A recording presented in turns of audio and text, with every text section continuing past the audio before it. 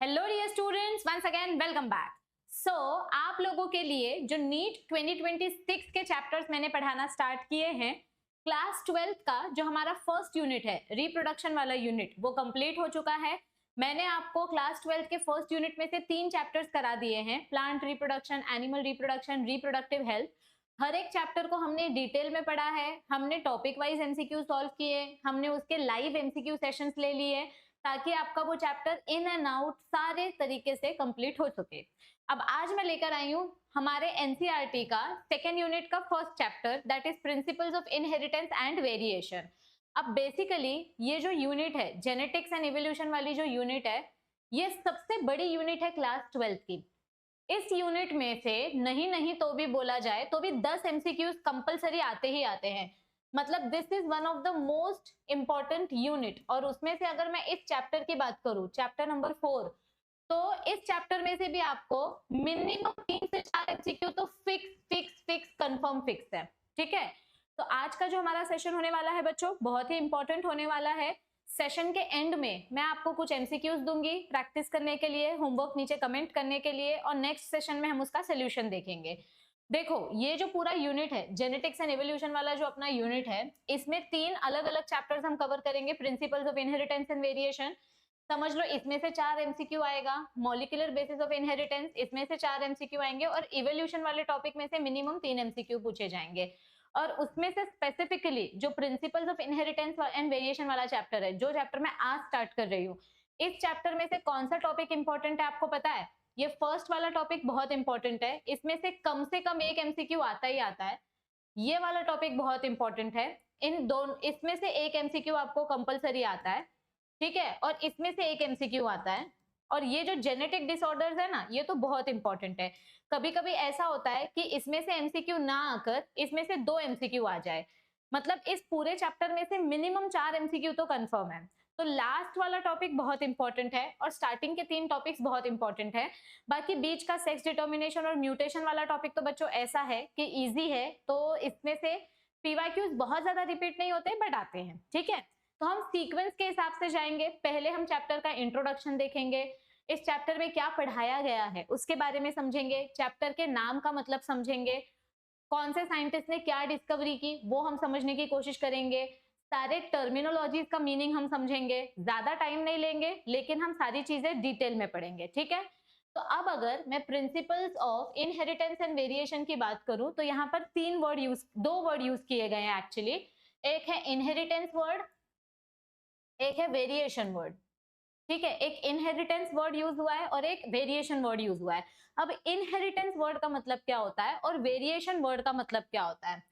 ठीक है, इनहेरिटेंस मतलब क्या होता है? Transfer of genetic characters from one generation to another generation. माझे जे महाराष्ट्र बोर्डचे मुलं आहेत त्यांना पण माहिती असेल, inheritance means transfer of characters, बराबर ना, हेरिडिटी जो हम बोलते हैं। और वेरिएशन मतलब क्या होता है? जब हमारे क्रोमोसोम्स आपस में क्रॉसिंग ओवर करते हैं। सेल डिवीजन वाले चैप्टर में आप लोगों ने 11th स्टैंडर्ड में पढ़ा है। जब क्रोमोसोम्स आपस में क्रॉसिंग ओवर करते हैं, जब उनका जेनेटिक इंफॉर्मेशन एक्सचेंज होता है, तो उस क्रॉसिंग ओवर प्रोसेस के टाइम पे एक पैचिटीन करके फेज आता है। ठीक है, प्रोफेज 1 के जो 5 फेजेस होते हैं, लेजी पा डिप्लोडाई की, उसमें से जो पा वाला फेज है यानी कि पैचिटीन वाला फेज है, उस फेज में क्रोमोसोम्स आपस में जेनेटिक इंफॉर्मेशन एक्सचेंज करते हैं।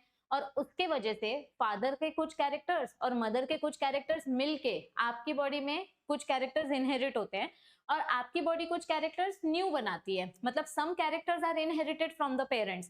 काही कैरेक्टर्स, काही सवय आपल्याला आपल्या पालकांकडून मिळते, बट काही जे कैरेक्टर्स आहेत ते आपण स्वतःहून तयार करतो। सो ये जो कुछ अलग कैरेक्टर्स हमारी बॉडी में हमें देखने मिलते हैं, जिसके वजह से ना तो हम सेम टू सेम पप्पा जैसे दिखते हैं, ना तो हम सेम टू सेम मम्मी जैसे दिखते हैं। ये जो डिफरेंट कैरेक्टर्स हैं, ये डिफरेंट कैरेक्टर्स को हम बोलते हैं वेरिएशन। सो वेरिएशन मतलब क्या होता है? Difference in offsprings. मतलब जो बच्चे हैं, उन बच्चों में हमको जो डिफरेंट कैरेक्टर्स दिखाई दे रहे हैं, उसको हम बोलते हैं वेरिएशन। और इनहेरिटेंस मतलब क्या होता है? Transfer of characters from one generation to the next generation.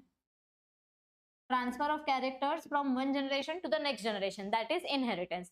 अब इस चैप्टर में हम क्या क्या पढ़ने वाले हैं? इंट्रोडक्शन पढ़ते जाएंगे और जो जो चीजें आपके लिए इंपॉर्टेंट हैं, बेसिक्स, वो हम कवर करेंगे। ठीक है, सबसे पहली बात हमको इंट्रोडक्शन में क्या दिया है, हैव यू वंडर्ड, क्या आपने कभी ऐसा सोचा है कि हाथी हमेशा हाथी के मतलब हाथी का बच्चा हमेशा हाथी जैसा ही क्यों दिखता है, यानी इंसान इंसान को ही क्यों पैदा करता है, डॉग डॉग को ही क्यों जन्म देता है, एलिफेंट एलिफेंट को ही क्यों जन्म देता है, एलिफेंट के पेट से इंसान का बच्चा क्यों नहीं पैदा होता। सोचने वाली बात है ना। तो have you ever wondered why an elephant always gives birth only to a baby elephant and not some other animal, मतलब एक एनिमल से उसी के जैसे दिखने वाला एनिमल कैसे पैदा होता है, कोई दूसरा एनिमल कैसे नहीं पैदा होता। और why a mango seed forms only a mango plant, मतलब अगर मैं मैंगो का सीड डाल रही हूँ जमीन में, सो कर रही हूँ, तो मुझे सिर्फ मैंगो प्लांट मिल रहा है, मैंगो सीड डाला मैंने तो मुझे एप्पल प्लांट क्यों नहीं मिला। सो ये जो क्वेश्चंस हैं, given that they do are the offspring identical to their parents, ये क्वेश्चन बड़े इंटरेस्टिंग है, क्योंकि पहला क्वेश्चन क्या पूछा गया है कि हमेशा मुझे सेम इंडिविजुअल से नए नए जो बच्चे मिलते हैं वो सेम अपने पेरेंट्स जैसे कैसे दिखते हैं। और दूसरी बात कि ये जो बच्चा है, समझो किसी इंसान ने बच्चा पैदा किया, अब ये बच्चा और उसके जो पेरेंट्स हैं, क्या ये दोनों 100% आइडेंटिकल हैं। मतलब जैसे आप अपने मार्कशीट की जेरोक्स कॉपी निकालते हो, तो जितने मार्क्स आपके ओरिजिनल मार्कशीट पे होते हैं, बायोलॉजी में समझो 100 में से आपको 85 मार्क्स आए हैं, आपके ओरिजिनल में 85 मार्क्स हैं, तो आपके जेरोक्स कॉपी में 95 हो जाएंगे क्या अपने आप झोल कर दोगे वो अलग बात है, बट अपने आप तो ऐसा नहीं होने वाला ना बच्चों। तो यहाँ पर यही चीज मैं पूछ रही हूँ कि ऐसा है क्या कि जो एनिमल बच्चा पैदा करता है उसका बच्चा और पेरेंट्स दोनों 100% आइडेंटिकल हो। क्या हमारा ऑफस्प्रिंग अपने पेरेंट्स से 100% आइडेंटिकल होता है? नहीं। और do they show differences in some of their characteristics? Yes. Animals और उनके बच्चों में हमको कुछ ना कुछ तो डिफरेंस दिखाई देता ही देता है।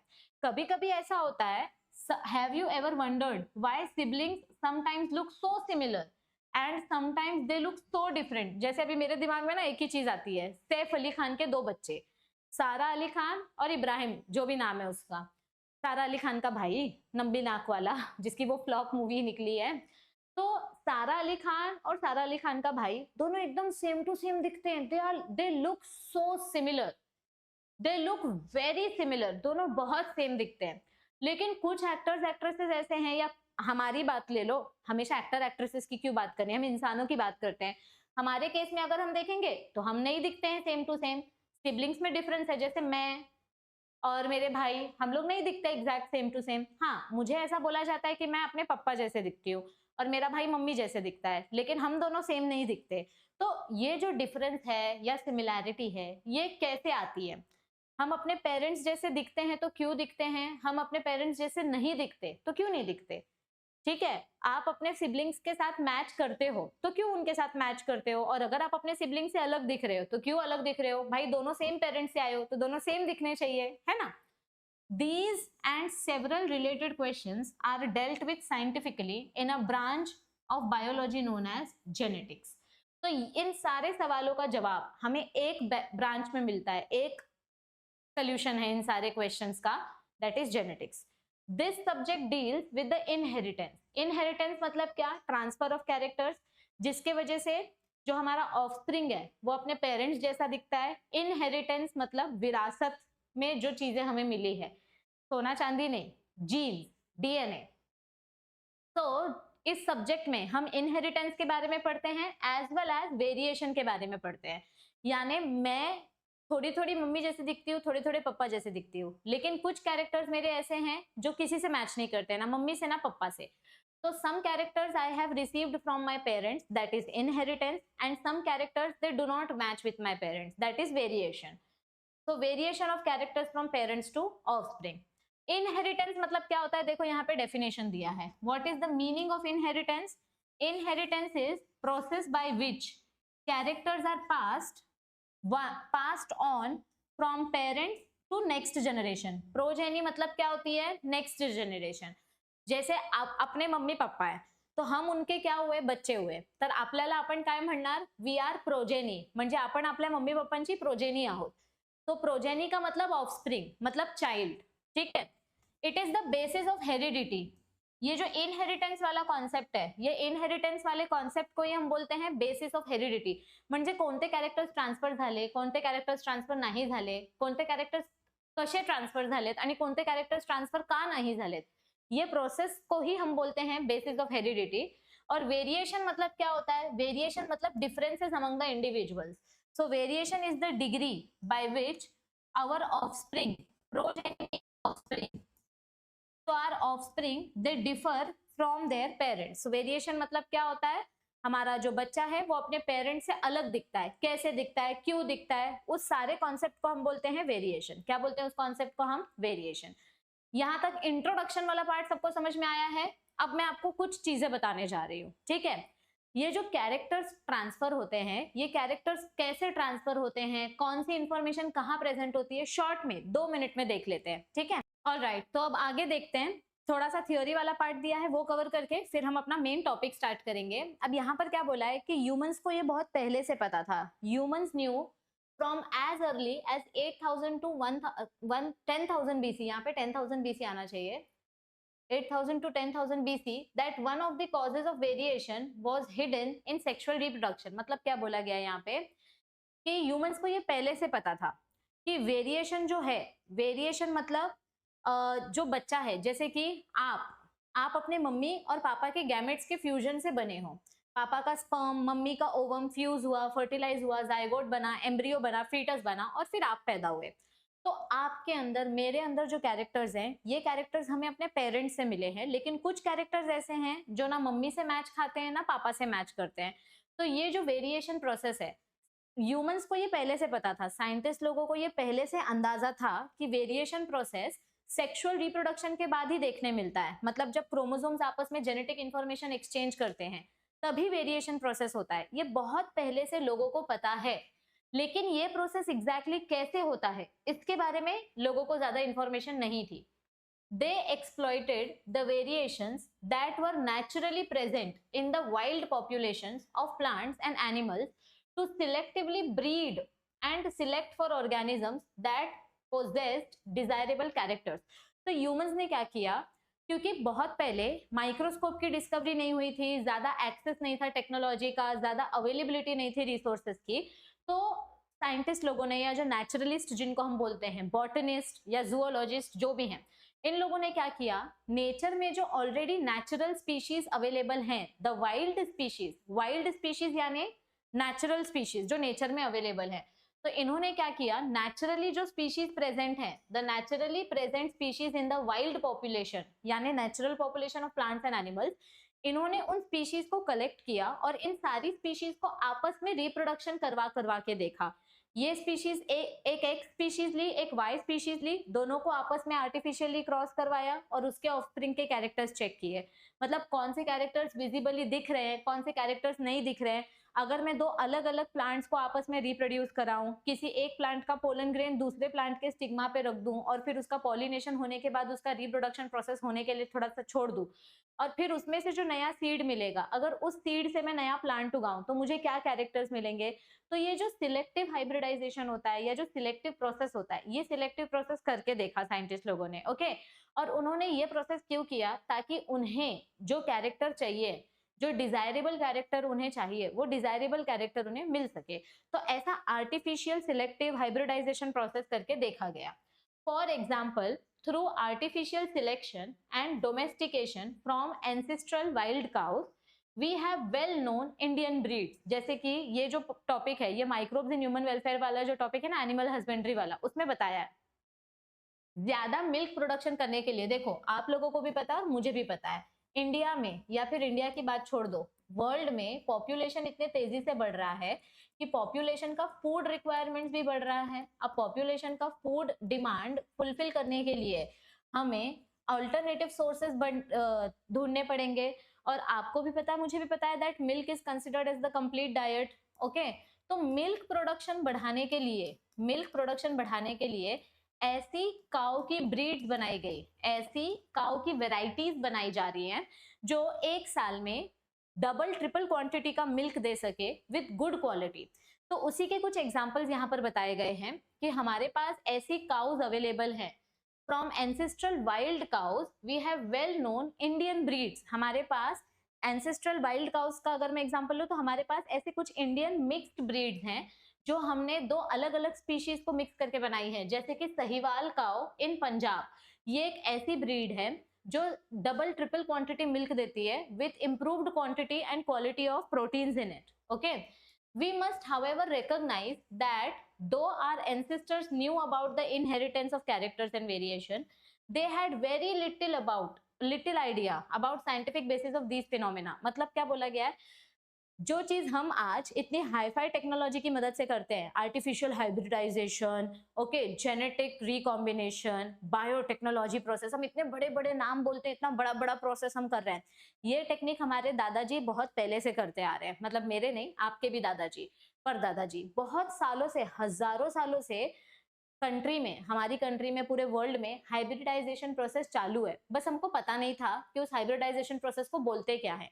मतलब ये चीजें हो बहुत पहले से रही है, बस उसके पीछे का साइंटिफिक लॉजिक पता नहीं था.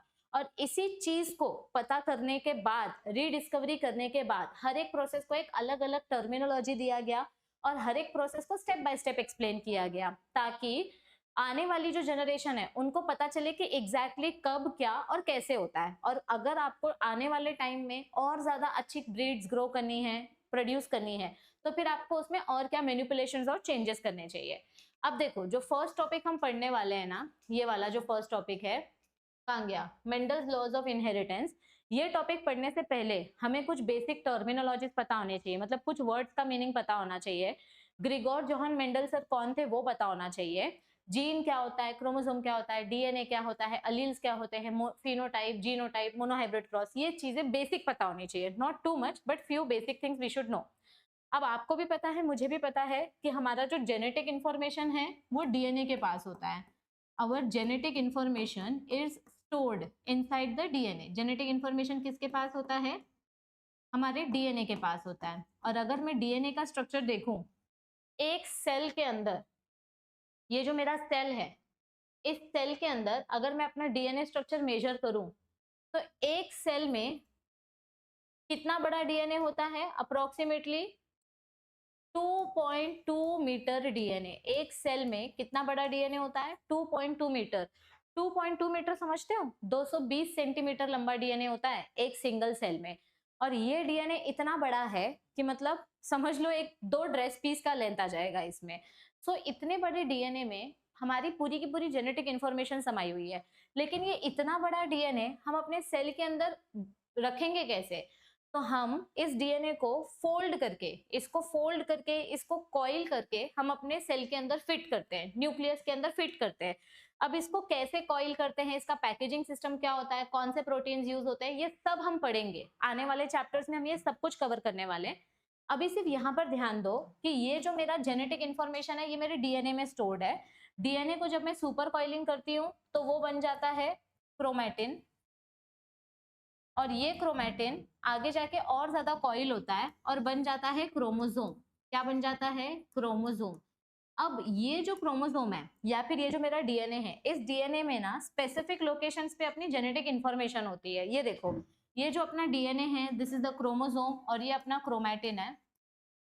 तो डीएनए का जो पार्ट है, डीएनए के कुछ स्पेसिफिक लोकेशंस में, जैसे यहाँ से लेकर यहाँ तक हमारी स्पेसिफिक इंफॉर्मेशन होगी, स्पेसिफिक जेनेटिक कोड होगा, जिसको हम बोलते हैं gene. Gene is nothing but it is a small segment of DNA. Gene का मतलब क्या होता है, it is a small segment of DNA. ये वैसा सेगमेंट होता है जहां पे हमारी स्पेसिफिक जेनेटिक इंफॉर्मेशन स्टोर होती है. जैसे एक सिंपल एग्जांपल देती हूँ. आजकल आप सब लोग laptop, computer, mobile phone use करते हैं, तो जो मेमोरी कार्ड होता है या जो अपना पेन ड्राइव होता है, पेन ड्राइव के अंदर हम फोल्डर्स बनाते हैं और हर एक फोल्डर के अंदर हम एक अलग अलग टाइप की फाइल सेव करके रखते हैं. अभी जैसे समझो आप कॉलेज में हो, तो आपने फिजिक्स का एक फोल्डर बनाया अपने मोबाइल में, केमिस्ट्री का एक बनाया, बायो का एक बनाया, मैथ्स का एक बनाया, और हर एक फोल्डर के अंदर आपने और चैप्टर वाइज फोल्डर्स बनाए और उन चैप्टर वाइज फोल्डर्स में आपने अपने नोट्स को सेव करके रखा है. तो अब अगर समझो कि आपको फटाक से बायोलॉजी का चैप्टर नंबर 14 खोलना है, तो आप बायोलॉजी के फोल्डर में जाओगे और हर एक फोल्डर चेक करने की जरूरत नहीं है. आपने ऑलरेडी चैप्टर नंबर 14 का एक अलग से फोल्डर बना के रखा है, जिसके अंदर आपको सिर्फ चैप्टर नंबर 14 के नोट्स मिलेंगे और कोई एक्स्ट्रा इन्फॉर्मेशन नहीं मिलेगी. तो वैसे ही इमेजिन करो कि ये हमारा जो डीएनए है, ये जो हमारा डीएनए है, ये वो बड़ा बायोलॉजी का फोल्डर है. और इसके अंदर चैप्टर वाइज इंफॉर्मेशन हमने स्टोर करके रखी है। तो जीन मतलब क्या होता है, ये एक स्पेसिफिक इंफॉर्मेशन होती है। This is a small part of the DNA which stores specific information about the function. Okay, अब देखो मेंडल सर ने ग्रिगोर जोहान मेंडल के बारे में इस चैप्टर में बहुत कुछ बताया गया है। ग्रिगोर जोहान मेंडल सर एक फार्मर के बेटे थे और उन्होंने ना एक्सपेरिमेंट किसके ऊपर किया, उन्होंने पी प्लांट के ऊपर एक्सपेरिमेंट किया। इस पे मैं अभी आऊंगी, पहले थोड़ा आगे देख लेते हैं। देखो ग्रिगोर जोहान मेंडल सर जो थे, इन्होंने किसके ऊपर एक्सपेरिमेंट किया, हम पढ़ने वाले हैं मेंडल्स लॉज ऑफ इनहेरिटेंस के बारे में। तो मेंडल किसका नाम था, ग्रिगोर जोहान मेंडल सर का नाम था। ये एक किसान के बच्चे थे, ठीक है। आजकल तो सबको इंजीनियर बनना है, डॉक्टर बनना है, फार्मेसी करनी है, ओके। एनिमल हस्बेंड्री किसी को नहीं करनी, फार्मिंग के बारे में कोई ज्यादा नहीं सोचता। हाँ, कुछ बच्चे हैं जो गांव में पले बड़े हैं, उनका ये ड्रीम होता है कि मैं एग्रीकल्चर फार्मिंग सीखूं और मैं अपनी एग्रीकल्चरल फील्ड को और ज्यादा डेवलप करूं, एनहांस करूं। क्योंकि देखो अभी भी इंडिया को प्राइमरी सेक्टर अगर पूछा कि इंडिया का प्राइमरी सेक्टर कौन सा है, तो हम अपनी कंट्री को एग्रीकल्चरल कंट्री बोलते हैं।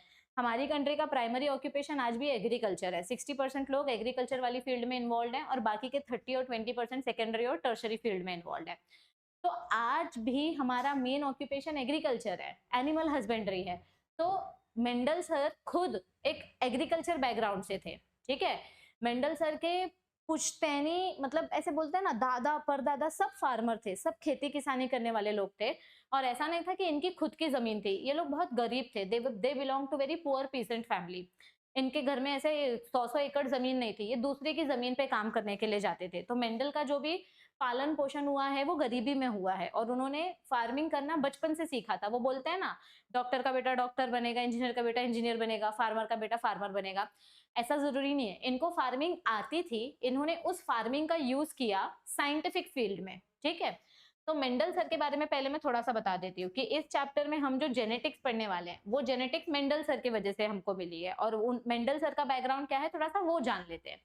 तो मेंडल सर का बर्थ हुआ था 1822 में and he died at 1884 and he was born into the family of a poor peasant farmer. गरीब फार्मर किसान के घर में इनका जन्म हुआ था इन मोराविया ऑस्ट्रिया। फिर जब ये थोड़े बड़े हुए 20-21 साल के हुए इन 1843, इनको ना पढ़ाई करने का बहुत शौक था, लेकिन ये गरीब थे तो इनके पास पैसे नहीं थे पढ़ाई करने के लिए, हायर स्टडीज करने के लिए। बेसिक एजुकेशन तो इनकी फैमिली ने इनको दिला दी थी, लेकिन अब इनको और पढ़ना था। इनको फिजिक्स और मैथमेटिक्स में बहुत इंटरेस्ट था, ठीक है। तो अब आगे की पढ़ाई करने के लिए इन्होंने क्या किया, इनके ऑस्ट्रिया में जो चर्च था वहां पर ये जाकर भिक्षुक बन गए, मतलब मॉन्क बन गए।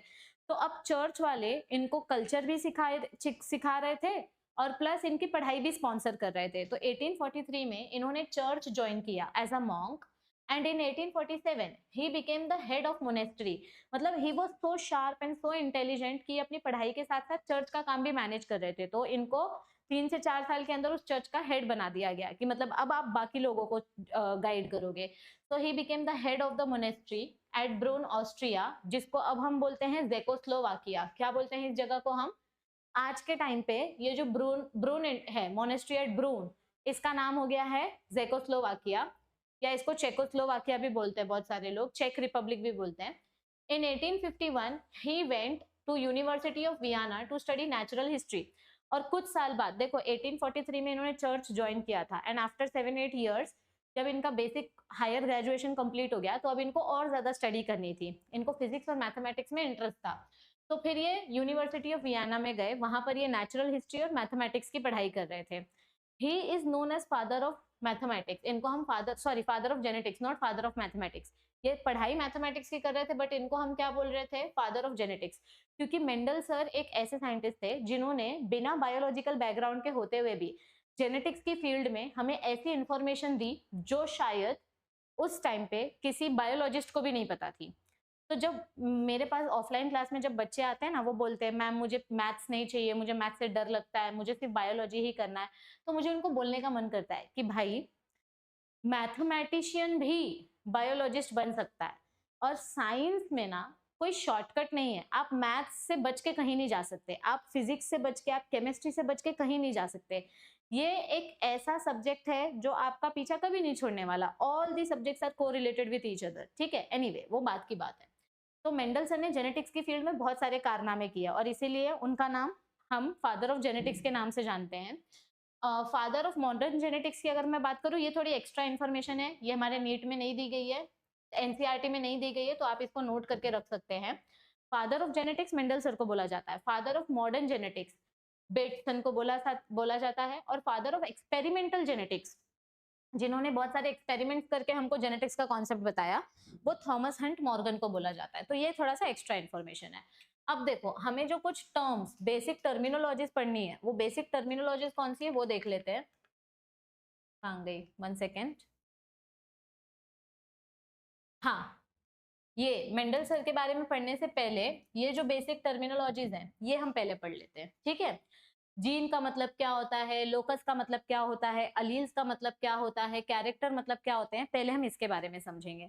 मैंने आपको जीन का मतलब बताया। What is the meaning of a gene? It is a small segment of DNA, जहां पर हमारा जेनेटिक इंफॉर्मेशन स्टोर होता है, क्योंकि इसी जीन के पास इंफॉर्मेशन है कि हमारा कौन सा प्रोटीन बनेगा, कौन सा प्रोटीन नहीं बनेगा, कौन सा प्रोटीन एक्सप्रेस होगा, कौन सा प्रोटीन एक्सप्रेस नहीं होगा। ये सारी इंफॉर्मेशन, एक मिनट, हाँ बेल्ट, हाँ, ये सारी इंफॉर्मेशन हमारे डीएनए के पास स्टोर्ड होती है, ठीक है।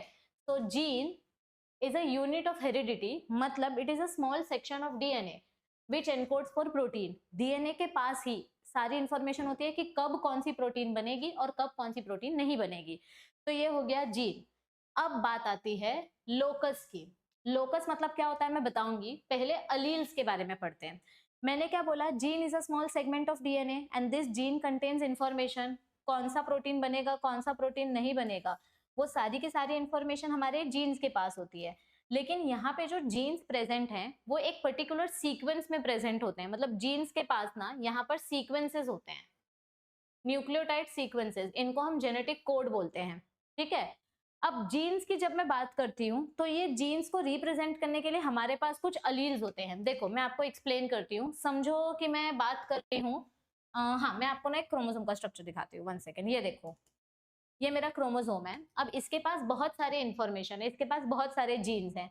इसके पास हेयर कलर वाली जीन है, इसके पास ब्लड टाइप वाली जीन है, यानी कि आपका ब्लड ग्रुप ए पॉजिटिव होगा कि बी पॉजिटिव होगा, ओ पॉजिटिव होगा या ओ नेगेटिव होगा। ये सारी इंफॉर्मेशन आपके क्रोमोसोम के पास है। किसके पास है ये सारी की सारी इंफॉर्मेशन? हमारे क्रोमोसोम के पास है। फिर हमारे पास और कौन सी जीन है? आई कलर वाली जीन है। और कौन सी जीन है? ग्रोथ वाली जीन है। तो हमारे पास ऐसी बहुत सारी जीन्स हैं और ये हर एक जीन के ना टाइप्स होते हैं। There are types of genes. उन टाइप्स ऑफ जीन्स को हम बोलते हैं अलील। अभी जैसे समझो फॉर एग्जांपल मैं हाइट की बात करती हूँ, ठीक है, मैं हाइट की बात करती हूँ। तो हाइट एक कैरेक्टर है। हाइट क्या है? This is a character. और हाइट दो टाइप्स की होती है। कौन से दो टाइप की हाइट होती है? Toll and dwarf. तो ये मेरे हाइट के टाइप्स हो गए, टॉल एंड ड्वार्फ। तो इसको हम बोलेंगे टाइप्स ऑफ कैरेक्टर। ये मेरा टॉल कैरेक्टर है, ये मेरा ड्वार्फ कैरेक्टर है, तो इसको बोलते हैं ट्रेट्स।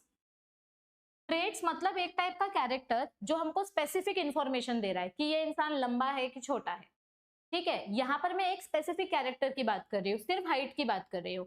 अगर समझो मैं हेयर कलर की बात कर रही हूँ, आपका हेयर कलर ब्राउन है, ब्लैक है, जैसा भी है, अगर मैं हेयर कलर की बात कर रही हूँ तो ये मेरा कैरेक्टर हो जाएगा। क्या हो जाएगा? ये मेरा एक कैरेक्टर हो जाएगा। अगर मैं ब्लड टाइप की बात कर रही हूँ तो ये मेरा कैरेक्टर हो जाएगा। और ब्लड कैरेक्टर के जो टाइप्स होंगे, इनके जो टाइप्स होंगे उसको मैं बोलूंगी ट्रेट। इसके टाइप्स को मैं क्या बोलूंगी? ट्रेट्स। अब जैसे फॉर एग्जांपल आपको आइसक्रीम खानी है, तो समझो आइसक्रीम एक कैरेक्टर है और आइसक्रीम के जो टाइप्स हैं वो उसके ट्रेट्स है। जैसे strawberry flavour, chocolate flavour, vanilla flavour, ये आइसक्रीम के टाइप्स हैं। तो आइसक्रीम इज अ कैरेक्टर और उसके जो टाइप्स हैं वो हैं उसके ट्रेट्स, ठीक है। अब जीन का यहाँ पे क्या रोल है? मेरी हाइट टॉल होगी या डॉर्फ होगी, ये कौन डिसाइड करता है? ये जीन डिसाइड करता है। और हाइट के लिए हमारे पास दो टाइप के जीन्स होते हैं। We have two types of genes, ठीक है। एक है कैपिटल टी, एक है स्मॉल टी। ये है मेरा डोमिनेंट वाला जीन और ये है मेरा रिसेसिव वाला gene. This is my dominant gene और ये है मेरा रिसेसिव वाला जीन। तो यहाँ पर मुझे जीन के टाइप्स दिखाई दे रहा है। क्या दिखाई दे रहा है? यहाँ पर मुझे जीन के टाइप्स दिखाई दे रहा है। तो इन टाइप्स को हम बोलते हैं अलील्स। इन टाइप्स को हम क्या बोलते हैं? अलील्स। ओके, देखो मैं फिर से एक्सप्लेन करती हूँ। कैरेक्टर मतलब जो फिजिकल अपीयरेंस आपको दिखाई देता है, तो कैरेक्टर के टाइप्स को बोलते हैं ट्रेट्स। और ये कैरेक्टर एक्सप्रेस होने के लिए जो जीन्स चाहिए, उस जीन के टाइप्स को बोलते हैं अलील्स, या अलील का दूसरा नाम है अलीलोमॉर्फ। अलील का दूसरा नाम क्या है? अलीलोमॉर्फ। अब मैं थोड़ा सा आपको थियोरी से एक्सप्लेन करके बताती हूँ। देखो, अलील्स मतलब क्या होता है? Two genes that occupy the same position on homologous chromosomes and which cover the same character or alternate form of a gene, उसको बोलते हैं allele. For example, let me explain you with the help of another diagram of chromosome. 1 second. समझाओ। हाँ, homologous non homologous के लिए मैंने एक photo लिया था। ठीक है, कोई बात नहीं, मैं यहीं पे ड्रॉ करके आपको एक्सप्लेन कर देती हूँ। Just give me second. कहाँ गया? हाँ, देखो मैं अलील्स वाला पार्ट एक्सप्लेन करती हूँ। समझो एक क्रोमोसोम मुझे मेरी मम्मी से मिला है, ठीक है। ये एक क्रोमोसोम जो है ये मैटरनल क्रोमोसोम है, ये मम्मी से आया है, दिस इज फ्रॉम मदर। और ये वाला जो क्रोमोसोम है ये पप्पा से आया है, दिस इज फ्रॉम फादर। तो अब यहाँ पर दोनों क्रोमोसोम के पास हाइट वाला जीन है। दोनों क्रोमोसोम के पास क्या है? हाइट वाला जीन है। यहाँ पर भी एक हाइट वाला जीन है, यहाँ पर भी एक हाइट वाला जीन है, ठीक है। तो अब इन दोनों का टाइप सेम है, मतलब इन दोनों के पास हाइट वाला जीन है, दोनों के पास सेम कैरेक्टर का जीन है। They both have genes for same character, that is height. और यहाँ पर जो मेरे अलील्स प्रेजेंट है, वो अलील्स भी सेम कैरेक्टर वाले हैं, हाइट वाले अलील्स है। समझो यहाँ पर कैपिटल एच है और यहाँ पर भी कैपिटल एच है, तो ये दोनों हाइट वाले अलील्स है, ठीक है। दोनों का लोकेशन सेम है, दोनों एग्जैक्टली सेम लोकेशन पे प्रेजेंट है, और दोनों का टाइप भी सेम है। तो ऐसे टाइप के अलील्स को मैं बोलूंगी होमोजाइगस। होमोजाइगस अलील्स, ऐसे टाइप के अलील्स को क्या बोलूंगी मैं? होमोजाइगस, यानी कि सेम टाइप ऑफ अलील। या फिर इसके लिए दूसरा नाम है प्योर लाइंस, यानी दोनों कैपिटल है। अगर समझो ऐसा कुछ होता कि इसके पास एक अलील है और इसके पास एक अलील है और दोनों के पास स्मॉल टी और स्मॉल टी है, तो इसको भी मैं सेम बोलूंगी, homozygous. This will also be called as homozygous.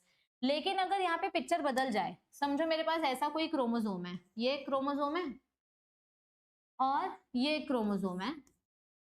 अब यहाँ पर हेयर कलर वाला जीन है, यहाँ पर एक जीन है हेयर कलर वाला, यहाँ पर एक जीन है हेयर कलर वाला, दिस इज हेयर कलर,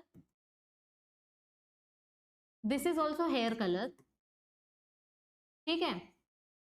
लेकिन यहाँ पर जीन दोनों हेयर कलर वाला है, लेकिन टाइप अलग है। मतलब यहाँ पर कैपिटल एच है और यहाँ पर स्मॉल एच है। तो यहाँ पर मुझे दो अलग अलग टाइप के अलील्स दिखाई दे रहे हैं, एक डोमिनेंट अलील दिखाई दे रहा है, एक रिसेसिव अलील दिखाई दे रहा है। इसको हम बोलेंगे अलील्स। और ये कौन से टाइप के अलील्स हैं? ये हेटेरोजाइगस हैं। हेटेरोजाइगस मतलब क्या होता है? एक के पास डोमिनेंट है, एक के पास रिसेसिव है। Heterozygous means hybrid. इसके लिए और एक वर्ड जो हम यूज करते हैं वो है हाइब्रिड। हाइब्रिड मीन्स एक डोमिनेंट एक रिसेसिव। तो देखो मैं यहाँ पे आपको बताने की क्या कोशिश कर रही थी कि अलील मतलब क्या होता है? एक जीन के अलग अलग टाइप्स। हमारे पास एक जीन के दो टाइप्स होते हैं, एक डोमिनेंट अलील होता है, एक रिसेसिव अलील होता है। तो अलील मतलब क्या होता है? Two genes that occupy the same position on homologous chromosome. ये फादर का क्रोमोसोम है, ये मदर का क्रोमोसोम है, और ये मेरे जीन्स हैं। तो जो जीन्स दोनों क्रोमोसोम्स पे सेम लोकेशन पे प्रेजेंट होते हैं और जो सेम कैरेक्टर कंट्रोल करते हैं, ये भी हाइट वाला कैरेक्टर है, ये भी हाइट वाला कैरेक्टर है। This is also controlling hair colour, this is also controlling hair colour. लेकिन अब इसमें से कौन सा हेयर कलर दिखेगा वो डिपेंड करता है कि कौन से टाइप का अलील प्रेजेंट है। समझ में आ रही है बात? तो अलील मतलब क्या होता है? टाइप्स ऑफ जीन्स, या तो डोमिनेंट अलील होगा या तो रिसेसिव अलील होगा।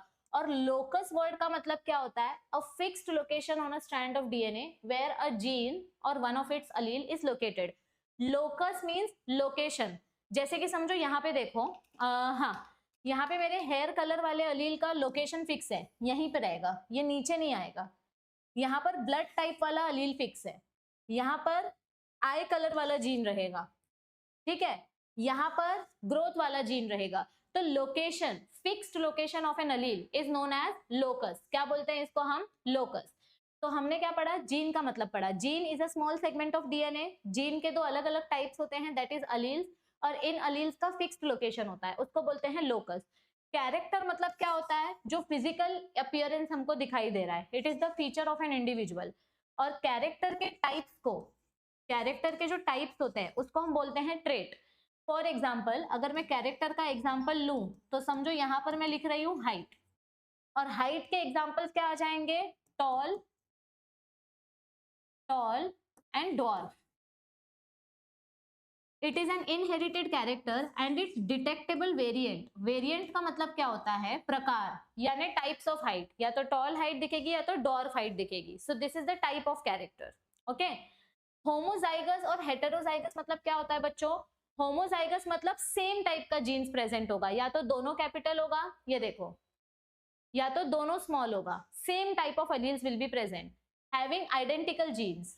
एक मदर से आएगा, एक फादर से आएगा, और दोनों अलील सेम है फॉर अ पर्टिकुलर कैरेक्टर। और हेटेरोजाइगस मतलब क्या होता है? एक कैपिटल अलील होगा, एक स्मॉल अलील होगा, इसको बोलते हैं heterozygous. It will have two different genes for a particular character. मतलब कैरेक्टर सेम है, we are talking about same character, but यहाँ अलील्स दो अलग अलग टाइप के हैं। So that is homozygous and heterozygous. Genotype और फिनोटाइप मतलब क्या होता है? फिनोटाइप मतलब जो कैरेक्टर आपको दिखाई दे रहा है, जैसे कि समझो मेरे पास दो अलग अलग हेयर कलर के अलील्स है, एक कैपिटल एच है, एक स्मॉल एच है। अब दिखने में मेरा बाल ब्लैक कलर का दिख रहा है, अब ये प्योर ब्लैक है कि हाइब्रिड ब्लैक है ये नहीं पता, पर दिखने में ये ब्लैक है, तो इसको मैं बोलूंगी फिनोटाइप। फिनोटाइप मतलब बाहर से जो कैरेक्टर दिखाई दे रहा है, इसको बोलते हैं physical appearance of an organism, ठीक है। और जीनोटाइप मतलब क्या होता है? कि ये प्योर ब्लैक है कि हाइब्रिड है, मतलब ये होमोजाइगस अपीयरेंस दिख रहा है या हेट्रोजाइगस। जैसे कि फॉर एग्जाम्पल मुझे प्लांट दिख रहा है, दिखने में ये प्लांट टॉल है, लेकिन ये प्योर टॉल है या फिर ये मिक्स्ड जीन से बना है। जैसे कि समझो अगर दो कैपिटल अलील साथ में हैं तो डेफिनेटली ये जो प्लांट होगा वो टॉल ही होगा, क्योंकि दोनों अलील कैपिटल थे, दोनों के पास डोमिनेंट अलील था। लेकिन अगर एक कैपिटल टी है और एक स्मॉल टी है तो दिखने में फिर ये प्लांट टॉल दिखेगा, पर वो प्योर टॉल नहीं है क्योंकि वो हाइब्रिड है। तो जो जेनेटिक मेकअप है, मतलब दिखने में वो कैसा भी दिखे पर उसके पीछे का जो रहस्य है वो प्योर है कि हाइब्रिड है, उसको बोलते हैं जीनोटाइप। और फिनोटाइप मतलब बाहर से जो चीज दिखाई दे रही है, that is called as phenotype. Monohybrid cross और डाइहाइब्रिड क्रॉस मतलब क्या होता है ये हम आगे पढ़ेंगे। मेंडल सर ने प्लांट के अलग अलग, वटाने का जो प्लांट होता है, वटाने के प्लांट के अलग अलग कैरेक्टर्स को स्टडी किया अलग अलग टाइम पे। तो मोनोहाइब्रिड क्रॉस मतलब क्या होता है? A genetic cross involving single pair of genes. जब हम सिर्फ एक कैरेक्टर की स्टडी करते हैं उसको बोलते हैं मोनोहाइब्रिड क्रॉस। और डाइहाइब्रिड क्रॉस मतलब क्या होता है? जहां पे हम एक से ज्यादा यानी दो अलग अलग जीन्स की स्टडी एक साथ करते हैं, that is called as dihybrid cross. तो सबको ये बेसिक टर्मिनोलॉजी समझ में आई? पक्का? हाँ, अब देखो, अब थोड़ा सा हम मेंडल सर के एक्सपेरिमेंट के बारे में पढ़ेंगे, ठीक है, कि मेंडल सर ने कौन से प्लांट में एक्सपेरिमेंट किया, कैसे किया, मेंडल सर का एक्सपेरिमेंट क्यों सक्सेसफुल हुआ, ये सारी चीजें हम अब कवर करेंगे। Okay, all right. सो अब यहाँ देखते हैं मेंडल के लॉ में हमें क्या क्या चीजें बताई गई हैं about Mendel sir. It was during the mid 19th century that headway was made in the understanding of inheritance। मतलब क्या बोला गया है कि मेंडल सर ने जब एक्सपेरिमेंट्स किए तब हमें थोड़ा बहुत इनहेरिटेंस के बारे में पता चला, लेकिन मेंडल सर के एक्सपेरिमेंट को ना किसी ने वैल्यू ही नहीं दी। मतलब मेंडल सर ने जो भी रिसर्च की थी, मेंडल सर जो भी एक्सपेरिमेंट कर रहे थे, इन सारे एक्सपेरिमेंट के पीछे मेंडल सर का बेसिकली मैथमेटिक्स वाला पॉइंट ऑफ व्यू था। और उस टाइम पे ऐसा था कि सारे साइंटिस्ट को ऐसा लगता था कि कोई मैथमेटिक्स वाला इंसान आके बायोलॉजी में कैसे कुछ कर सकता है, मतलब सबका ईगो बीच में आ जाता था। तो इस वजह से जब मेंडल सर ने हमको कुछ चीजें बताई, वो चीजें किसी ने एक्सेप्ट ही नहीं की, कोई मानने को ही रेडी नहीं था कि मैथमेटिक्स का लॉजिक लगा के हम इनहेरिटेंस प्रूव कर सकते हैं। इसीलिए स्टार्टिंग में मेंडल सर का पूरा काम वेस्ट हो गया, मतलब वेस्ट नहीं हुआ बट निग्लेक्ट हो गया, रिकॉग्नाइज नहीं किया। लेकिन after the death of Mendel sir कुछ अलग साइंटिस्ट आए, कुछ न्यू साइंटिस्ट आए, जिन्होंने आकर मेंडल सर का काम फिर से रीडिस्कवर किया। देखो मैं आपको कुछ चीजें बता रही हूँ यहाँ पे। इनिशियली क्या हुआ था, मेंडल सर का काम क्यों इग्नोर कर दिया गया था? देखो ये सारी चीजें आपको एनसीईआरटी में ज्यादा डिटेल में नहीं दी हैं, लेकिन ये सारी चीजें कनेक्टेड है, इसीलिए मैं शॉर्ट में बता रही हूँ। स्टार्टिंग में मेंडल सर का काम क्यों रिजेक्ट हो गया था, उनके काम को ज्यादा वैल्यू क्यों नहीं मिली? Mendel's experiment was published in, देखा जाए तो 1865 में इनका काम पब्लिश हो गया था, लेकिन बुक में 1865 1866 दिया था, इसीलिए मैंने वही लिखा है। तो अभी मेंडल सर का काम पब्लिश हुआ था, लेकिन उनका काम पब्लिश होकर रिजेक्ट हो गया, मतलब वो एक्सेप्ट नहीं किया गया। ठीक है, क्यों एक्सेप्ट नहीं किया गया? क्योंकि लोगों को ऐसा लगा कि कोई मैथमेटिक्स बैकग्राउंड वाला इंसान आकर बायोलॉजी में डिस्कवरी कैसे कर सकता है। तो कोई भी मैथमेटिक्स के सपोर्ट में नहीं था। जो ये मेंडल सर की अप्रोच थी ना, बायो मैथमेटिक्स और बायो स्टेटिस्टिक्स, वो एक्सेप्ट नहीं की किसी ने भी, इसीलिए उनका काम जो है वो रिजेक्ट हो गया और उनके काम को निग्लेक्ट कर दिया गया कि नहीं नहीं, तुम इनहेरिटेंस वाला कॉन्सेप्ट मैथमेटिक्स की मदद से एक्सप्लेन नहीं कर सकते। और मेंडल सर ने एक स्पेशल फिनोमिनन हमको बताया था, अनब्लेंडिंग फिनोमिनन। अनब्लेंडिंग फिनोमिनन मतलब क्या होता है कि जब दो अलील्स आपस में इंटरैक्ट करते हैं, जैसे कि समझो एक डोमिनेंट अलील और एक रिसेसिव अलील, जब ये दो अलग अलग अलील्स आपस में इंटरैक्ट करते हैं तो इसमें से हमें कोई एक ही कैरेक्टर दिखता है। मतलब यहाँ पर अगर एक डोमिनेंट अलील है तो सिर्फ डोमिनेंट कैरेक्टर दिखाई देगा। ये जो रिसेसिव अलील है, इस रिसेसिव अलील का इस पे कुछ असर नहीं होगा। मतलब देखा जाए तो समझो, फॉर एग्जाम्पल, एक एग्जाम्पल बोलती हूँ मैं, अगर मैं एक रेड फ्लावर ले रही हूँ और अगर मैं एक व्हाइट फ्लावर ले रही हूँ और अगर इन दोनों फ्लावर के गैमेट्स को मैं फ्यूज करूँ तो मुझे पिंक फ्लावर मिलना चाहिए, बराबर। रेड और व्हाइट को मिक्स किया तो पिंक मिलना चाहिए, लेकिन ये कॉन्सेप्ट मेंडल सर ने नहीं बोला था, ये एक एक्सेप्शन है, ये इनकम्प्लीट डोमिनेंस का एग्जाम्पल है। मेंडल सर ने क्या बोला था कि अगर मैं रेड फ्लावर और व्हाइट फ्लावर लूं और अगर रेड कलर डोमिनेंट कलर है तो रेड ही मुझे मिलेगा। मतलब मैं रेड फ्लावर का गैमेट और व्हाइट फ्लावर का गैमेट अगर मिक्स करूं तो जो नया ऑफस्प्रिंग मिलेगा वो मुझे रेड कलर का ही मिलेगा, ये मेंडल सर ने बोला था। मतलब there will be no blending, Mendel sir ने क्या बोला था, there will be no blending. लेकिन इस कॉन्सेप्ट को लेकर भी बहुत सारे सवाल उठाए गए और इसीलिए भी मेंडल सर का एक्सपेरिमेंट रिजेक्ट हो गया। And there was no physical proof for existence of factors. मतलब मेंडल सर ने क्या बोला था कि ये जो कैरेक्टर्स ट्रांसफर होते हैं, मतलब ये जो कैरेक्टर्स जो इनहेरिट होते हैं, कैरेक्टर्स विच आर इनहेरिटेड, ये कहां पर प्रेजेंट है, आर प्रेजेंट ऑन क्रोमोसोम्स। ये कैरेक्टर्स कहां पर प्रेजेंट है, on chromosomes in the form of genes. मतलब देखा जाए तो जेनेटिक इंफॉर्मेशन ट्रांसफर होती है तभी हमारे कैरेक्टर्स ट्रांसफर होते हैं।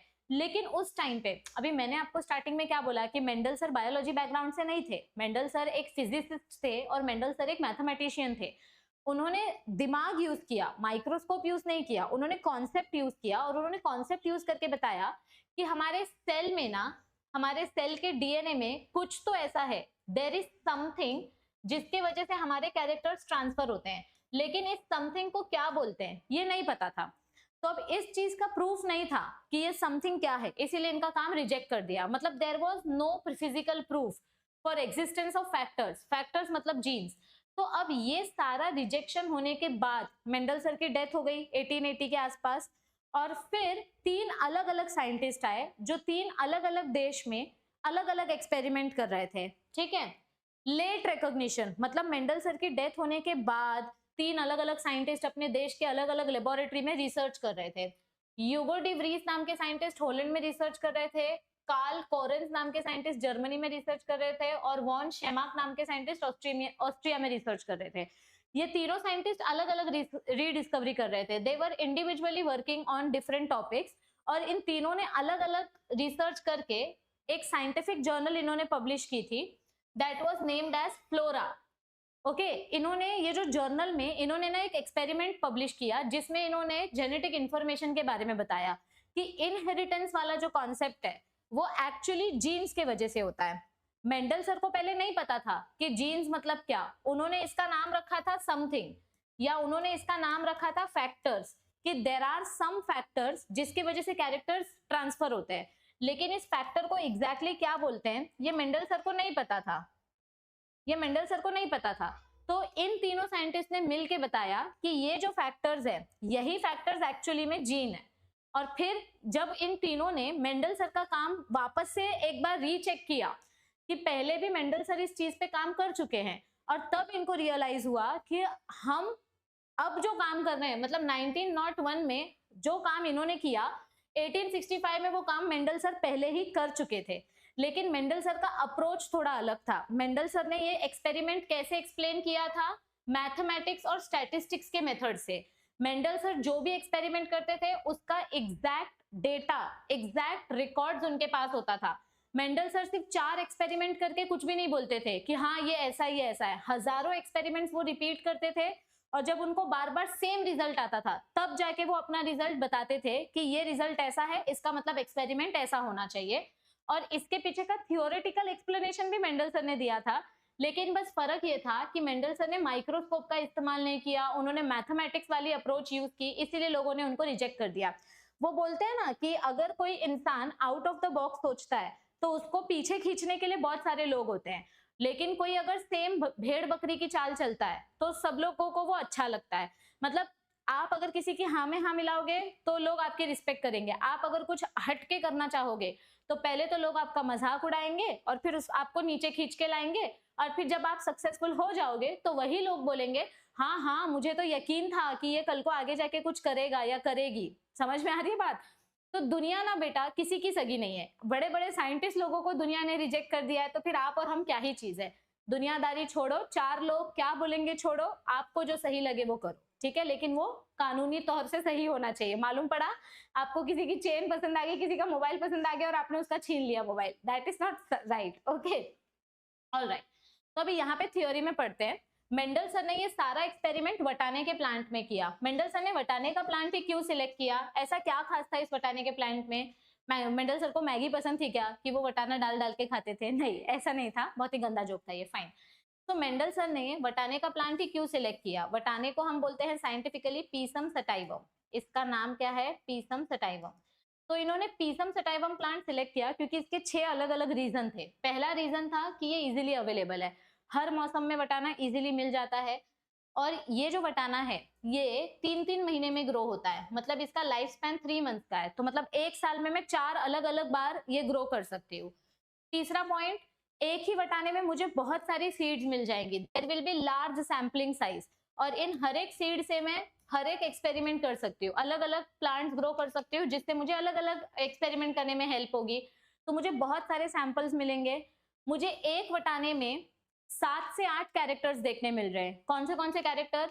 मुझे यहाँ फ्लावर का कलर दिखाई दे रहा है, मुझे प्लांट के फ्लावर का पोजीशन दिखाई दे रहा है, यहाँ पर हाइट दिखाई दे रही है, यहाँ पर मुझे अपना वटाना जो उसका छिलका है, पॉड मतलब वटाने का छिलका, उसके छिलके के कलर दिखाई दे रहा है, उसका शेप दिखाई दे रहा है, सीड का कलर, सीड का शेप, मतलब ये इतने सारे कैरेक्टर्स ऐसे कैरेक्टर्स हैं जो हर इंसान को दिखेंगे। इसके लिए कोई आपको दूरबीन लगाने की जरूरत नहीं है, आपको कोई साइंटिफिक ज्ञान होने की जरूरत नहीं है। आप अगर सादे सिंपल इंसान हो तो भी आपको ये कैरेक्टर्स इजीली दिख जाएंगे। ऐसे कैरेक्टर्स मेंडल ने सिलेक्ट किए थे which were easily visible and which were different from each other. Okay, और ये प्लांट वैसे तो सेल्फ पॉलिनेशन करता है, लेकिन इसको हम आर्टिफिशियल क्रॉस पॉलिनेशन करके भी देख सकते हैं कि कौन से कैरेक्टर्स एक्सप्रेस होते हैं और कौन से कैरेक्टर्स एक्सप्रेस नहीं होते। तो ये सारे रीजन थे कि मेंडल सर ने वटाने का प्लांट क्यों सिलेक्ट किया, और वटाने का प्लांट सिलेक्ट करके उन्होंने क्या एक्सपेरिमेंट दिया। अब हम थोड़ा सा थियोरी में देखते हैं। Gregor Mendel conducted hybridization experiment on garden pea for 7 years। Gregor Mendel sir ने 7 साल तक वटाने के प्लांट में एक्सपेरिमेंट किया है। गार्डन पी को हम बोलते हैं पीसम सटाइवम। ये गार्डन पी वाली वैरायटी कौन सी है? पीसम सटाइवम, ये याद रखो। और फिर जाके उन्होंने हमें लॉज ऑफ इनहेरिटेंस दिए, ठीक है। During Mendel's investigations into inheritance pattern, it was for the first time that statistical analysis and mathematical logic were applied to problems in biology. मैंने क्या बोला? मेंडल सर ने जो एक्सपेरिमेंट किया वो एक्सपेरिमेंट में उन्होंने कौन सा लॉजिक लगाया था? मैथमेटिक्स वाला लॉजिक और स्टैटिस्टिक्स वाला लॉजिक। और ये जो मेथड है ये पहली बार किसी साइंटिस्ट ने यूज किया था। आज तक किसी ने भी मैथमेटिक्स की मदद से कोई साइंटिफिक एक्सपेरिमेंट नहीं किया था। His experiments had a large sampling size which gave greater credibility to the data that he collected। अब लार्ज सैम्पलिंग साइज मतलब क्या होता है? समझो आप कहीं सर्वे करने जा रहे हो। अभी रिसेंटली क्या चल रहा है? वो लबूबू डॉल आती है ना, उसका बड़ा ट्रेंड चल रहा है।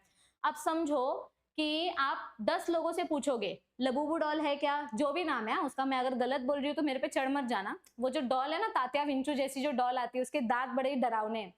तो ये जो डॉल है, आप अगर सर्वे करने जाओगे कि 10 लड़कियों में से कितनी लड़कियों के पास वो डॉल है, तो समझो 10 में से अगर 2 लड़कियों के पास वो डॉल है, तो आप बोलोगे कि रेशियो 20% है, only 20% people have this doll. लेकिन अगर आपने अपना सैंपल साइज बढ़ा दिया, आपने सिर्फ 10 लोगों से पूछा, अगर 10 लोगों से ना पूछकर आप 100 लोगों से पूछो और आपको पता चले कि 40 लड़कियों के पास डॉल्स है, तो आपका रेशियो बदल जाएगा, आपका रेशियो 20 से 40% हो जाएगा। तो जितने ज्यादा सैंपल्स आप लोगे ना, उतने ज्यादा आपको रिजल्ट की अश्योरिटी मिलती है। मतलब अगर 100 लोगों से पूछा तो भी इतना रेशियो है, 10 लोगों से पूछा तो भी इतना रेशियो है, मतलब आपका एक्सपेरिमेंट सही है। जितना ज्यादा एक्सपेरिमेंट करोगे उतना ज्यादा आपके पास प्रूफ जमा होगा और उसके वजह से आपके ऊपर ट्रस्ट बिल्डअप होगा। तो क्रेडिबिलिटी मतलब क्या होता है? ट्रस्ट ऑफ द डेटा, कि आपने जो सैंपल साइज कलेक्ट किया है, ये लार्ज सैंपल साइज के भरोसे से रिजल्ट आपने दिया है। Also the confirmation of his experiment और conclusion, the confirmation of his conclusions from experiments on successive generation. Successive generation मतलब क्या होता है? Continuous generations of his test plant proved that his results pointed to general rules of inheritance rather than being unsubstantiated ideas। मतलब इन्होंने क्या बोला कि Mendel sir ने एक ही एक्सपेरिमेंट 100 बार किया और हर एक्सपेरिमेंट में उनको सेम रिजल्ट आया। इसका मतलब ये जो रिप्रोडक्शन हो रहा है, प्लांट्स के अंदर जो रिप्रोडक्शन हो रहा है, ये एक प्रॉपर मेथड से हो रहा है। ऐसे अंधाधुंध इधर उधर ऐसे कैसे भी नहीं हो रहा है। It is following a proper method, ये प्रूव हुआ। ठीक है। Mendel investigated characters in the garden pea plant that were manifested as two opposing traits. देखो मेंडल सर ने ना पी प्लांट के 7 ट्रेड्स लिए थे और ये 7 ट्रेड्स जो है ये कौन से क्रोमोसोम पे प्रेजेंट है? मैं आपको एक चीज बता रही हूँ, हमारा जो पी प्लांट है, जो वटाना है ना, ये पी प्लांट, इस पी प्लांट में 14 क्रोमोसोम्स होते हैं। अगर सिंगल सिंगल काउंट करेंगे तो 14 क्रोमोसोम्स होते हैं और अगर मैं इसको पेयर में काउंट करूं तो it has 7 pair of chromosomes. ठीक है। अब मेंडल ने जो 7 ट्रेट्स लिए थे, मेंडल सर ने जो 7 कैरेक्टर्स लिए थे, कौन से 7 कैरेक्टर्स लिए थे मेंडल सर ने? सीड का कलर और सीड का शेप, एस स्क्वायर। ये देखो यहाँ पे सीड का कलर और सीड का शेप, एस स्क्वायर। फ्लावर का कलर और फ्लावर का पोजीशन, ठीक है, फ्लावर का कलर और फ्लावर का position, this is F square. Pod का शेप, पॉड का कलर और प्लांट की हाइट, इसको आप स्टेम हाइट भी लिख सकते हो या प्लांट हाइट भी लिख सकते हो। तो ये हो जाएगा P cube, pod shape, pod colour, plant height. तो ये हो गए 3 कैरेक्टर्स। तो ये जो 7 कैरेक्टर्स है, ये 7 कैरेक्टर्स हमारे मेंडल के प्लांट के क्रोमोसोम्स पे थे। अब क्या ये सातों कैरेक्टर 7 अलग अलग क्रोमोसोम्स पे थे? नहीं। जब कॉरेंस, शेमा और ह्यूगो डिवरीज ने रिसर्च की, माइक्रोस्कोप की मदद से क्रोमोसोम स्टडी की, तो उनको पता चला कि ये जो सारे कैरेक्टर्स है ये एक्चुअली अलग अलग क्रोमोसोम्स पे प्रेजेंट है। टोटल 7 क्रोमोसोम्स हैं, उसमें से कुछ क्रोमोसोम्स पे 2 कैरेक्टर्स है, कुछ क्रोमोसोम पे 1 ही कैरेक्टर है, कुछ क्रोमोसोम पे 3 कैरेक्टर्स हैं। तो ये सारी इंफॉर्मेशन हमें बाद में पता चली। ठीक है। इनिशियली तो मेंडल सर ने ऐसे कैरेक्टर्स चूज किए थे जो बाहर से दिख सके, क्योंकि मेंडल सर के पास माइक्रोस्कोप नहीं था कि मेंडल सर क्रोमोसोम की स्टडी कर सके। जो दिखेगा वही बिकेगा, मतलब जो दिखेगा मैं वही मानूंगी कि ये ऐसा ऐसा हो रहा है। तो मेंडल सर ने विजिबल कैरेक्टर्स चूज किए थे। कौन से कैरेक्टर्स चूज किए थे? Visible characters. ठीक है। तो मेंडल सर ने जो कैरेक्टर्स चूज किए थे, स्टार्टिंग में उन्होंने 2 अपोजिट ट्रेट्स कंसिडर किए। फॉर एग्जाम्पल टॉल प्लांट या डॉर्फ प्लांट। ये देखो, अगर मैं हाइट की बात करूं तो मुझे प्लांट की हाइट 2 टाइप की देखने मिलेगी, या तो मुझे टॉल प्लांट देखने मिलेगा या तो मुझे डॉर्फ प्लांट देखने मिलेगा।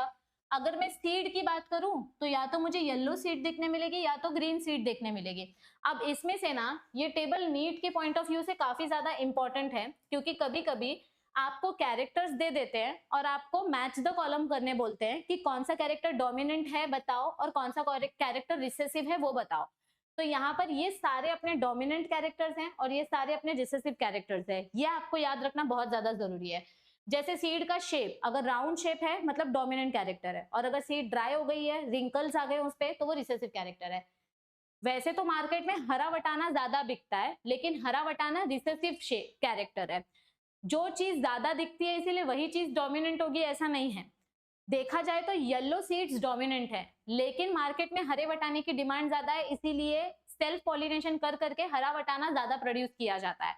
लेकिन कलर्स के पॉइंट ऑफ व्यू से येलो वटाना is more dominant. Okay, then flower के कलर की अगर मैं बात करूं तो purple colour is more dominant, मतलब white colour is recessive and purple colour is dominant. अगर मैं वटाने का जो छिलका है, पॉड मतलब वटाने का छिलका, पॉड के शेप की बात करूं तो एकदम कड़क छिलका रहेगा तो फुल, या इसको इन्फ्लेटेड बोलते हैं। दिस छिलका is known as inflated, so this is dominant, this is recessive. और अगर मैं कलर की बात करूं तो वटाना बाहर से मस्त हरा हरा ताजा दिख रहा है तो दैट इज डोमिनेंट, और अगर पीला हो गया है तो दैट इज रिसेसिव। फ्लावर के पोजीशन की अगर मैं बात करूं तो अगर हमारे फ्लावर्स साइड के ब्रांचेस में ग्रो हो रहे हैं, साइड में, स्टेम के टिप पे नहीं ग्रो हो रहे हैं, साइड में ग्रो हो रहे हैं, तो इसको बोलेंगे एक्सियल फ्लावर पोजीशन। और अगर प्लांट के टिप पे ग्रो हो रहे हैं तो इसको बोलेंगे टर्मिनल, ये रिसेसिव है, ये डोमिनेंट है। प्लांट की हाइट की मैं बात करूं तो टॉल कैरेक्टर डोमिनेंट है, डॉर्फ कैरेक्टर रिसेसिव है। तो आपको ये कैरेक्टर्स पता होने चाहिए, कौन से कैरेक्टर्स डोमिनेंट है, कौन से कैरेक्टर्स रिसेसिव है। सो टॉल या डॉर्फ, ये दो अपोजिट कैरेक्टर्स हो गए, दो अपोजिट ट्रेट्स हो गए, एक ही कैरेक्टर के दो टाइप्स, टॉल डॉर्फ। या फिर सीड की अगर मैं बात करूं, येलो ग्रीन कलर है, सीड का colour is one character but उसके टाइप्स दो है, एक येलो और एक green. This allowed him to set up a basic framework of rules governing inheritance, which was expanded on by later scientists to account for all the diverse natural observations and the complexity inherent in them. मतलब क्या बोला गया है कि Mendel sir ने basic criteria हमको दे दिया था कि कौन से डोमिनेंट कैरेक्टर्स है, कौन से रिसेसिव कैरेक्टर्स हैं। अब जो साइंटिस्ट बाद में आए जैसे कॉरेंस, शेमार्क, ह्यूगो डिवरीज, उन लोगों ने ये क्रोमोसोम्स के थ्रू प्रूव करके बताया कि कौन से कैरेक्टर्स एक्सप्रेस हो रहे हैं, कौन से नहीं हो रहे हैं, कैसे एक्सप्रेस हो रहे हैं, इनहेरिटेंस हो रहा है कि नहीं हो रहा है। ठीक है, आगे क्या बताया है, Mendel conducted such artificial pollination experiments using several true breeding pea lines. True breeding मतलब क्या होता है, कैपिटल टॉल प्लांट को कैपिटल टॉल प्लांट के साथ क्रॉस किया तो मुझे टॉल प्लांट ही मिलेगा, this will be pure tall. तो उन्होंने ट्रू ब्रीडिंग एक्सपेरिमेंट्स किए। A true breeding line is one having undergone continue self pollination, shows the stable trait inheritance and expresses for several generation। तो अब बार बार मुझे ये जो plant मिला, इस प्लांट में बहुत सारे वटाने मिले, अब मैं इस वटाने से दो अलग अलग प्लांट ग्रो कर रही हूँ, यहाँ पे एक प्लांट ग्रो करूंगी, यहाँ पे एक प्लांट ग्रो करूंगी, यहाँ से मुझे फिर नया वटाना मिलेगा, यहाँ से मुझे फिर नया वटाना मिलेगा। समझो यहाँ पर मुझे मिला फीमेल फ्लावर, बाइसेक्सुअल फ्लावर है ना, तो ये बाइसेक्सुअल है, it has female and male both. तो अब ये फिर से सेल्फ पॉलिनेशन करेंगे और फिर से मुझे इसमें जो वटाना मिलेगा वो फिर से टॉल प्लांट दिखाएगा। तो मतलब ये बार बार सेल्फ पॉलिनेशन करके हमको सेम कैरेक्टर्स एक्सप्रेस करके दिखा रहा है। इसका मतलब कि कौन सा कैरेक्टर बार बार ट्रांसफर हो रहा है from one generation to other generation, pure character, dominant character is getting transferred. Mendel selected 14 true breeding pea plant varieties as pairs which were similar except for one character with the contrasting traits. Some of the contrasting traits selected were smooth or wrinkled seeds। देखो Mendel sir ने जो plant select किए उन plants में 7 अलग अलग characters थे। कौन से कैरेक्टर्स थे, कुछ प्लांट्स का सीड जो था वो कैसा था, राउंड और रिंकल्ड सीड, और उन प्लांट्स के कलर कैसे थे सीड्स के, येलो और ग्रीन सीड्स। उसका पॉड का शेप कैसा था, इन्फ्लेटेड, कहाँ गया, इन्फ्लेटेड पॉड, ग्रीन कलर, ताजा है तो कड़क रहेगा, और या फिर कंस्ट्रिक्टेड येलो कलर यानी मुरझा गया है। और प्लांट की हाइट कैसे रहेगी, it will be either tall or it will be dwarf, और फ्लावर का कलर और फ्लावर का पोजीशन। तो ये सारे कैरेक्टर्स मेंडल सर ने स्टडी किए, एक्सपेरिमेंट किया। पहले हाइट टॉल प्लांट को डॉर्फ प्लांट के साथ रिप्रोड्यूस करके देखा, फिर येलो सीड को ग्रीन सीड के साथ रिप्रोड्यूस करवा के देखा कौन सा कैरेक्टर एक्सप्रेस होता है, कौन सा कैरेक्टर एक्सप्रेस नहीं होता है, कौन से प्योर प्लांट्स हैं, कौन से हाइब्रिड प्लांट्स हैं।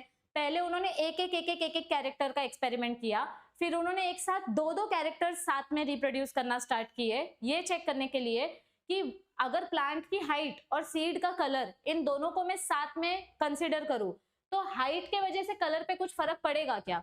मतलब समझो मेरे पापा टॉल हैं, मेरी मम्मी छोटी है, मेरे पापा थोड़े से डार्क कलर के हैं और मम्मी गोरी है, तो मुझे हाइट पापा की मिली है तो कलर भी पापा का मिलेगा क्या? या अगर मुझे हाइट मम्मी की मिली है तो कलर भी मम्मी का मिलेगा क्या?